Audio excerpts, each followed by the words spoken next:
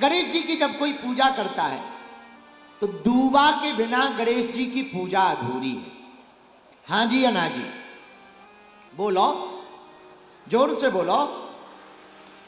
गणेश जी की पूजा दूबा के बिना अधूरी है। जब तक उन्हें दूबा ना चढ़ाई जाए तब तक गणेश जी की पूजा पूर्ण नहीं मानी जाती है। अच्छा तुम ही बताओ, गणेश जी को दूबा क्यों चढ़ाई जाती है? बताओ हैं? क्यों चुप बैठी हो? मौन धारण करेगा तुम्हारा। गणेश जी को दूबा क्यों चढ़ाई जाती है? हर साल दूबा चढ़ाते हो, कौंट लो हैं? जो बाय बाय टाटा का मतलब क्या हुआ कि अब नहीं हमें आना है, ऐसा बोल रही हो? वो क्या मतलब हुआ? नहीं पता? नहीं पता तो बैठी काहे को हो? जब भाई हरो तुम्हें पता नहीं है तो तुम बैठी क्यों?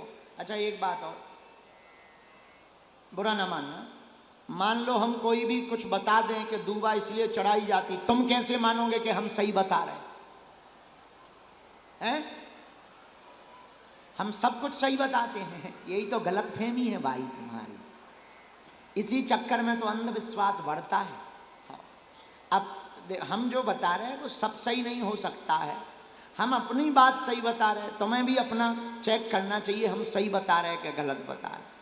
लेकिन कोई बात नहीं, अब तुम्हें दूबा चढ़ाने का मतलब पता नहीं, हम बता देते हैं, हमें पता है क्योंकि हम स्पेशल पढ़ के आए हैं। हम कौन पहले से गणेश जी के बारे में बोलते थे, पर अब हमने पढ़ा है। तो गणेश जी को दूबा क्यों चढ़ाई जाती है? आहा, एक राक्षस था, उसका नाम था अनलासुर। अनलासुर नाम का राक्षस दैत्य बड़ा बलशाली था। उसने पृथ्वी पर इतना आतंक मचाया, देवता परेशान हो गए। गणेश जी की वंदना देवताओं ने की। अनलासुर नाम का राक्षस बड़ा प्रतापी बलशाली, देवताओं को सताता, परेशान करता। देवता रोने लगे, विचार करने लगे कौन बचा सकता है? एक ही बचा सकते हैं, शंकर सुमन भवानी के नंदन बचा सकते। देवता स्तुति करते, आइए गणपति जगवंदन, आप पधारो। गणेश जी प्रकट हो गए। क्या बात है? बात यह है कि हम लोगों की मुलाकात अब मुश्किल है। क्यों? ये राक्षस बड़ा खतरनाक है, मार डालेगा तो फिर बात नहीं बचेगी, मुलाकात भी नहीं होगी। क्या करें? आप ही कोई उपाय बताओ। गणपति बप्पा! देवताओं ने स्तुति की, गणेश जी प्रकट भय। गणेश जी ने कहा चिंता मत करो, अभी मारते हैं। अच्छा, उस राक्षस को, दैत्य को वरदान था कोई मार नहीं सकता, पी सकता है। अब बताओ राक्षस को पिएगा कौन? चाय हो तो पीना चाहिए, शरबत हो तो पी लेंगे, कोई राक्षस को पिएगा तो कोई मार नहीं सकता, पी सकता। इसलिए देवता भी बड़े चालाक हैं, बोले इन्हीं को बुलाओ, क्योंकि इनका मुख बड़ा है, ये कुछ भी गटक जाएंगे। गणपति बप्पा!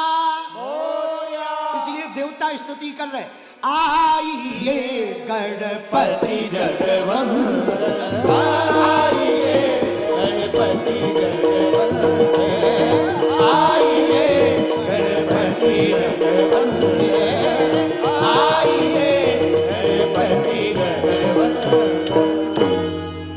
गणेश जी आ गए। क्या करना है महाराज? अनलासुर नाम का दैत्य पी जाओ। गणेश जी बोले क्या गोल मिठाई है जो पी जाए? हैं? सिकंजी थोड़ी है कि पी जाए। पर अब कोई बात नहीं, तुम लोगों पर विपदा है, आफत है। तो देवता बोले महाराज प्रथम पूज्य ऐसे ही नहीं हम लोगों ने बनाया है।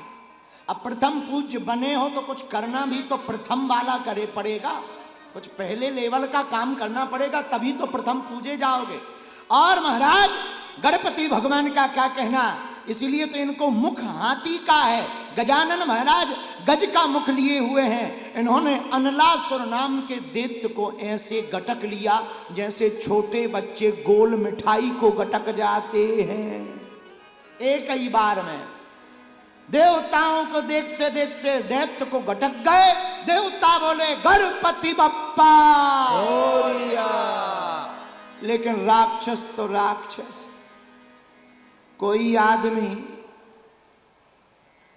4-5 ग्राम या 20 ग्राम मिर्चा गटक जाए तो मुंह में तो चढ़पड़ा नहीं लगेगा, दूसरे दिन पता चलेगा। दूसरे दिन पता लगेगा।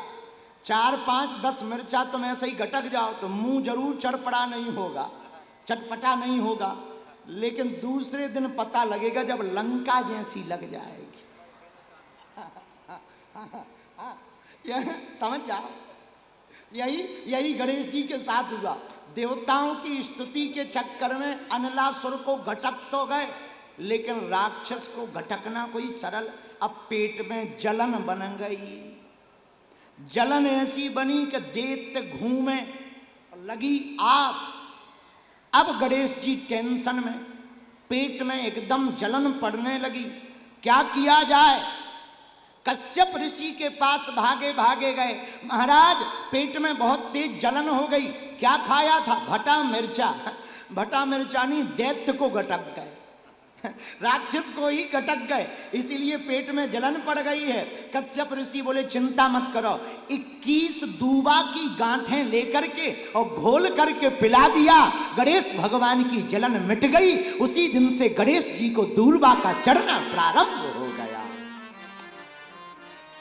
इसीलिए गणेश भगवान को दूबा चढ़ाई जाती है, उनकी जलन मिट जाती है। जैसे हनुमान जी को चोला चढ़ाया जाता है,